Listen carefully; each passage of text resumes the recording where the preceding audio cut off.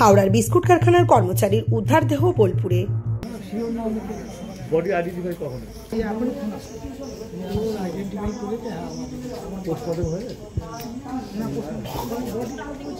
শুক্রবার সকালে বোলপুর থানার শিবতলার ফাঁকা মাঠ থেকে এক ব্যক্তির দেহ উদ্ধার করে পুলিশ। ওই ব্যক্তির গলায় গামছার ফাঁস এবং মুখে কাপড়ে ঢাকা ছিল। পুলিশের প্রাথমিক অনুমান অন্য কোথাও খুন করে তাকে কাদা ভরা মাঠে ফেলে পালিয়েছে খুনিরা। খোঁজ খবর শুরু হতে জানা যায় মৃত ওই ব্যক্তির নাম অনিমেষ মিত্র, বয়স ৪৫ বছর। তিনি নৈহাটির ৬ নম্বর দেশবন্ধু পল্লীর বাসিন্দা। হাওড়ার ফোর্সেড রোডের একটি বিস্কুট কারখানায় তিনি কর্মরত ছিলেন। মূলত অ্যাকাউন্ট সংক্রান্ত কাজ তিনি করতেন। প্রসঙ্গত, বৃহস্পতিবার দুপুরে অফিসের টাকা ব্যাংকে জমা দিতে তিনি বেরিয়েছিলেন। হাওড়ার বার্ন স্ট্যান্ডার মোড় থেকে তিনি উধাও হয়ে যান। আরেকটি সূত্র বলছে, পুলিশ কমিশনারের বাংলোর সামনের রাস্তা থেকে তিনি নিখোঁজ হন। অনুমান করা হচ্ছে অপহরণ করে ওই বিস্কুট কারখানার কর্মচারীকে খুন করা হয়েছে। দৈনন্দিন যেভাবে ক্যাশ জমা দেয় মালিকের, সেইভাবেই সেই যথা টাইমেই ও ক্যাশ নিয়ে বেরোবার পরেই ও যেখান থেকে বেরিয়ে রাস্তায় উঠেছে তখনই ওইখানে একজন মোটর বাইক নিয়ে দুজন আরোহী মোটর বাইক নিয়ে দাঁড়িয়েছিল, ওকে টেনে তুলে নিয়েছে মোটর বাইকে নিয়ে বেরিয়ে গেছে অনিমেষকে। তারপরে নিয়ে তো ওই যে তার আজকে লাশ পাওয়া গেল বোলপুরে। হ্যাঁ, আমি তো থানায় ছিলাম, হাওড়া থানাতে ওই যে পরপর এক একটা চেক আপ করছে, এই করছে, দেখছে, এই করছে, খোঁজ নিচ্ছে। দেহের কোন কোন জায়গায় আঘাত আছে দেখি না, সেটা আমি দেখিনি।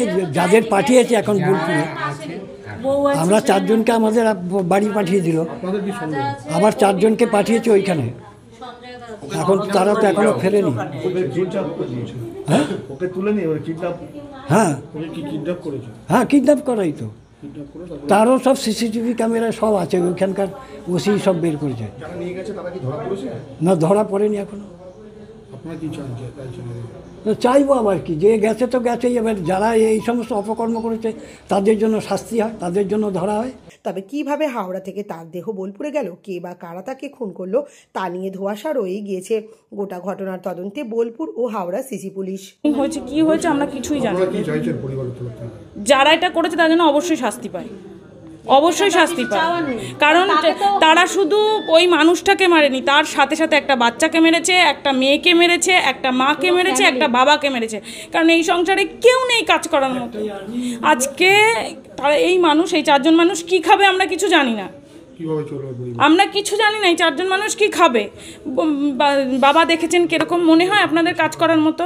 মাও বয়স্ক, বাচ্চাটা এই 8-এ সবে উঠেছে, তার কাজ করার মতো পরিস্থিতি নেই।